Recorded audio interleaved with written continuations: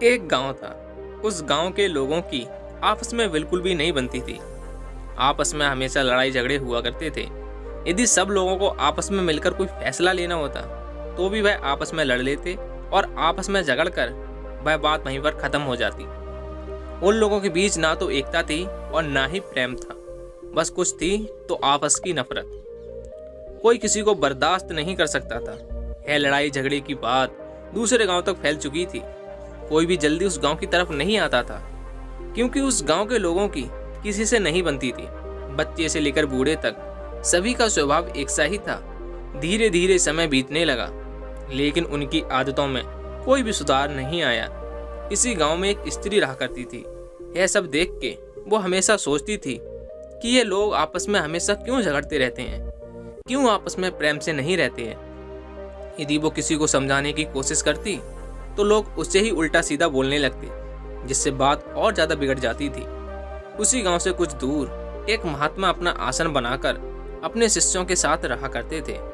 एक दिन सुबह उपदेश देने के बाद महात्मा अपने सभी भिक्षुओं से कहते हैं कि वो सब अलग अलग दिशाओं में जाएं और वहां से भिक्षाटन करके लाएं। जब उस गांव में जाने की तैयारी होती है तो कोई भी शिष्य उस गांव की तरफ जाने को तैयार नहीं होता है। यह देख महात्मा उनसे कहते हैं कि क्या हुआ, उस गांव की तरफ क्यों नहीं जा रहे हो तुम लोग। तो उनके शिष्य कहते हैं कि हे गुरुदेव, उस गांव के लोग बहुत ही अभद्र व्यवहार करते हैं।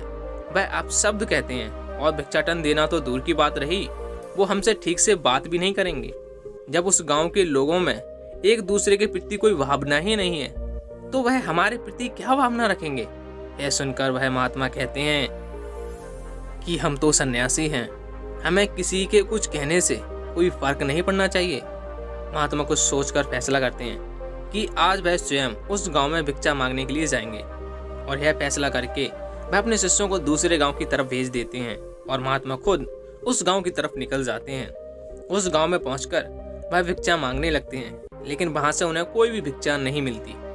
थोड़ा आगे बढ़ने के बाद वो उस स्त्री के पास पहुंच जाते हैं जो थोड़ी दयालु प्रवृत्ति की थी, और वह उससे भिक्षा मांगने लगते हैं। महात्मा को देखकर वह भिक्षा दे देती है और भिक्षा लेकर वह लौट जाते हैं। अब महात्मा हर दिन उस गांव में भिक्षा लेने के लिए जाने लगते हैं। हर दिन वो वही सब माहौल देखा करते थे, वही लड़ाई झगड़े, वही अपशब्द, वही गाली गलौज। एक दिन सुबह अपने आश्रम में सभी शिष्यों को उपदेश दे करके वह भिक्षाटन के लिए उसी गांव की तरफ जा रहे होते हैं। तब उनका एक शिष्य उनसे पूछता है कि हे गुरुदेव, वहाँ के लोग आपको अपशब्द नहीं कहते, आपसे लड़ाई झगड़ा नहीं करते। तो महात्मा कहते हैं कि मैं तो एक सन्यासी हूँ, मुझे रोज भिक्षा के लिए अलग अलग जगह जाना होता है, इसीलिए मुझे किसी के अपशब्द से कोई फर्क नहीं पड़ता। मैं अपने कार्य पर ध्यान देना जरूरी समझता हूँ। और यह कहकर महात्मा आगे के लिए निकल जाते हैं और रोज की तरह उस गांव में भिक्षा मांगने लगते हैं। भिक्षा मांगते हुए वह उस स्त्री के घर पहुंचते हैं और स्त्री बाहर आकर उन्हें भिक्षा देती हुई कहती है कि हे गुरुदेव, क्या मैं आपसे एक प्रश्न कर सकती हूँ। यह सुनकर महात्मा कहते हैं कि पूछो, क्या पूछना चाहती हो।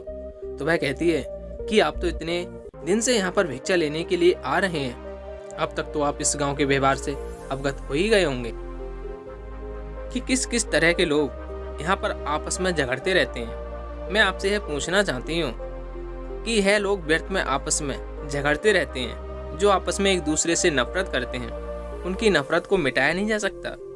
क्या यह लड़ाई झगड़े खत्म नहीं हो सकते। आप तो सन्यासी हैं, आप तो महात्मा हैं, क्या आप इनको समझा नहीं सकते, क्या आप इनको ज्ञान नहीं दे सकते।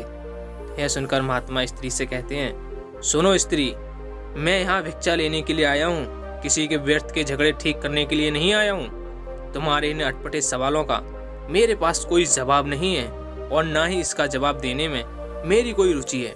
महात्मा बहुत तेज स्वर में चिल्लाकर ये बातें कह रहे थे। यह सुनते ही वह स्त्री अपने आसपास देखने लगती है। उसे दूसरों के सामने हुए इस अपमान से क्रोध आ जाता है और वह क्रोध में उस महात्मा को भला बुरा कहने लगती है, उनका खूब अपमान करती है। वहाँ खड़े खड़े गांव के लोग यह सब देख रहे होते हैं। वह महात्मा पर बहुत चिल्लाती है और कहती है, मैंने यहाँ कोई धर्मशाला नहीं खोल रखी है, ना ही किसी का ठेका ले लिया है, जो तुम रोज यहाँ पर भिक्षा मांगने पहुंच जाते हो, स्वयं को महात्मा बोलते हो और किसी स्त्री से बात करने का ढंग तक नहीं आता तुम्हें, और ज्ञानी बनते फिरते हो। जब तुम्हें स्वयं कुछ नहीं पता तो तुम दूसरों को क्या शिक्षा दोगे। अब तुम जैसे भिखारी को मैं भिक्षा नहीं दूंगी, तुम यहाँ से जा सकते हो। इतना कहकर वह स्त्री चुप हो गई और लंबी लंबी सांसें लेने लगी। महात्मा चुपचाप अब तक उस स्त्री की बात सुन रहे थे और जब वह स्त्री चुप हो गई तब वह कहते हैं कि आराम से सांस ले लो देवी, चाहे तो पानी पी लो, मैं यहीं प्रतीक्षा करूंगा। महात्मा की यह विनम्र वाणी सुन वह स्त्री आश्चर्यचकित होकर उनकी तरफ देखने लगी। तो महात्मा ने कहा कि मैं जानता हूँ कि तुम क्या सोच रही हो। इतना कहकर वह मुस्कुराने लगते हैं।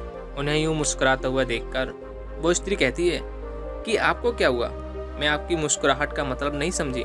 तब महात्मा कहते हैं कि मैंने जरा सी ऊंची आवाज में तुम्हें 2 शब्द क्या कह दिया, तुम क्रोध से भर उठी। यही क्रोध हर झगड़े का मुख्य कारण होता है, जो व्यक्ति के भीतर एक दूसरे के प्रति नफरत पैदा कर देता है। इंसान में धैर्य की इतनी कमी हो गई है जो किसी बात को ध्यान से सुन ही नहीं पाता, उसका सही मतलब समझ ही नहीं पाता। वो सिर्फ यह सुनता है कि सामने वाले ने यह बात कितनी ऊंची आवाज में बोली है, उस बात का आशय समझे बगैर, उस बात का मतलब समझे बगैर उससे झगड़ने लगता है, उससे लड़ाई करने लगता है।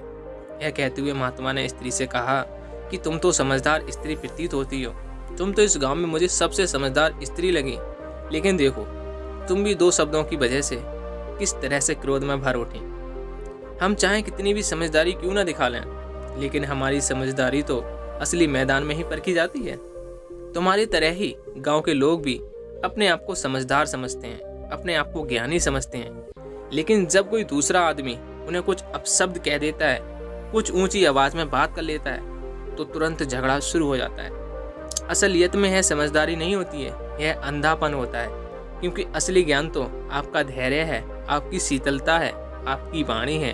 अगर दूसरा आदमी आपसे ऊंची आवाज में बात भी कर रहा है, लेकिन उसके बावजूद आप शीतल बने हुए हैं, आप विनम्र बने हुए हैं, आपने धैर्य रखा हुआ है, तो आप सही मायने में ज्ञानी हो जाते हैं। सभी गांव के लोग जो महात्मा को सुन रहे थे, उनकी यह बात सुनकर बेहद प्रभावित हुए। अपनी बात को जारी रखते हुए महात्मा ने कहा कि आज मैं तुम्हें एक कहानी सुनाता हूँ।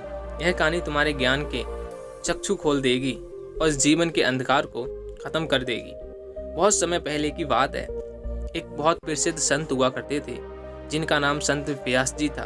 वो रोज अपने आश्रम में अपने सभी शिष्यों को ज्ञान के बारे में और नई नई चीज़ों के बारे में बताया करते थे। और धीरे धीरे समय के साथ जवान शिष्यों की शिक्षा पूरी हो जाती है तो वह संत गुरु कहते हैं कि अब आप सभी की शिक्षा पूर्ण हो चुकी है, आप किसी भी जगह जाकर अपने आगे की ध्यान साधना कर सकते हैं। और एक बात ध्यान रखना, अपने ज्ञान का प्रचार जन साधारण तक जरूर पहुंचाना। और सभी शिष्य एक एक करके गुरु से आज्ञा लेकर के अपने मार्ग पर निकल जाते हैं। कुछ साल बाद गुरु सोचते हैं कि काफ़ी समय हो गया है, उन सभी शिष्यों से एक बार फिर से मिला जाए, एक बार जांच की जाए मेरी शिक्षा का उपयोग किस तरह से कर रहे हैं। यह सोचकर संत गुरु अपने शिष्यों को ढूंढने के लिए निकल जाते हैं। एक एक करके वह अपने सभी शिष्यों से मिलते हैं और यह देख भी लेते हैं कि सभी सही मार्ग पर चल रहे हैं, अपने ज्ञान का सही प्रचार कर रहे हैं।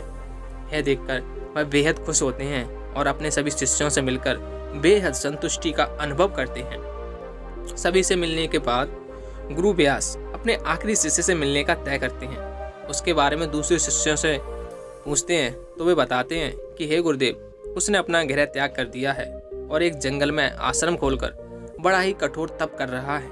यह सुनकर संत बेहद प्रसन्न हो जाते हैं और वह अपने शिष्य से मिलने के लिए उस जंगल की तरफ निकल पड़ते हैं। उस जंगल में शाम के समय एक बहुत ही सुंदर स्त्री की पायल की आवाज़ छम छम करते हुए उस शिष्य के आश्रम की तरफ बढ़ रही थी। जब वह उस आश्रम के भीतर पहुंचती है तो देखती है कि एक संत फकीर साधना में लीन होकर बैठे हुए हैं। वो स्त्री उस संत के पास जाती है और उनके समीप जाकर अपनी पायल और चूड़ी की छमछम की आवाज़ करने लगती है। वह संत आंखें खोलकर देखते हैं तो सामने एक बहुत ही सुंदर स्त्री खड़ी थी। वो स्त्री बाबा की आंखें खुलते ही उनके सामने अपने हाथ जोड़कर खड़ी हो गई और कहती है, मैं यहाँ अपनी सहेलियों के साथ मेला घूमने आई थी, लेकिन अचानक आंधी आई और तूफान से बिछड़ गई हूँ मैं उनसे। सभी ना जाने किधर की तरफ चले गए हैं और मैं अकेली यहाँ पर फंस गई हूँ। अभी मौसम बेहद ख़राब है और कुछ ही देर में अंधेरा भी हो जाएगा। मेरी आपसे विनती है कि आप मुझे आज रात यहीं आपकी कुटिया में रुकने की इजाज़त दे दें। आपकी बहुत कृपा होगी। यह सुनकर कि अरे पागल तो नहीं हो गई हो तुम, ये कोई पाठशाला नहीं है, ना ही कोई धर्मशाला है, यह तो बस एक कुटिया है और इसमें केवल संतों के लिए ही जगह है। यहाँ रहना तुम्हारा कहीं से भी उचित नहीं है। यह सुनकर वह स्त्री कहती है कि महाराज अब रात होने को है, अंधेरे जंगल में मैं भला अकेले में कहाँ जाऊंगी। बस एक रात की बात है, आप मुझे यहाँ रुकने दीजिए, इजाज़त दे दीजिए, मैं सुबह होते ही यहाँ से लौट जाऊंगी। मेरे यहाँ होने से आपको कोई भी समस्या नहीं होगी। यह सुनकर वह संत को सोचकर कहते हैं कि ठीक है, तुम अंदर से मेरी माला लाकर मुझे दे दो और अंदर कुटिया में जाकर तुम आराम कर लो। आज मैं यहाँ बाहर ही रुक जाता हूँ, लेकिन ध्यान रहे सुबह होते ही तुम्हें यहाँ से चली जाना है। वो संत फिर उस स्त्री से कहते हैं कि देखो तुम बाहर मत आना, वरना मेरी साधना भंग हो जाएगी। वो स्त्री हामी भरकर कुटिया के अंदर जाकर कुंडी लगा लेती है। देर रात तक वो संत साधना करते रहते हैं। उसके बाद उन्हें अचानक से उस स्त्री का ख्याल आने लगता है।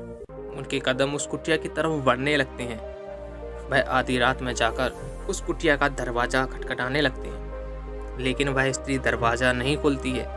तो यह देखकर वो संत क्रोधित हो जाती हैं कि वो दरवाजा क्यों नहीं खोल रही है, और क्रोध में आकर उस दरवाजे को तोड़ देते हैं। वह कुटिया के भीतर प्रवेश करते हैं, परंतु भीतर अंधेरा ही अंधेरा फैला हुआ था। उन्हें कुछ भी दिखाई नहीं दे रहा था। इसलिए वह संत एक दिया लेने चले जाते हैं। दिए के जलते ही वे कुटिया में चारों तरफ अपनी नज़र घुमाते हैं उस स्त्री को देखने के लिए। तभी यह संत देखकर हैरान हो जाते हैं कि एक बहुत ही बड़ी दाढ़ी मूंछ और बड़ी जटा वाला महाराज आंखें बंद करके माला जप रहा है। संत यह देखकर सन्न रह जाते हैं कि उस सुंदर स्त्री की जगह पर एक महाराज बैठे हुए हैं। वह महाराज और कोई नहीं बल्कि व्यास गुरु थे। वह स्त्री का रूप धारण करके अपने आखिरी शिष्य यानी उस संत की परीक्षा लेने आए थे। यह सब जानकर उस संत को अपनी गलती का एहसास होता है। उसकी आंखें शर्म से झुक जाती हैं। तब व्यास गुरु उनसे जाकर कहते हैं कि तुम चाहो तो अपनी शिक्षा और ज्ञान का उचित उपयोग कर सकते हो, लेकिन तुमने स्वयं के लिए गलत मार्ग चुना और खुद को उस पर पड़ने दिया, जिसका परिणाम यह हुआ कि तुम नजरें झुकाए खड़े हुए हो। तुमने इतने साल साधना की और आज एक पल में तुमने अपनी सारी साधना व्यर्थ में गंवा दी, पानी में बहा दी।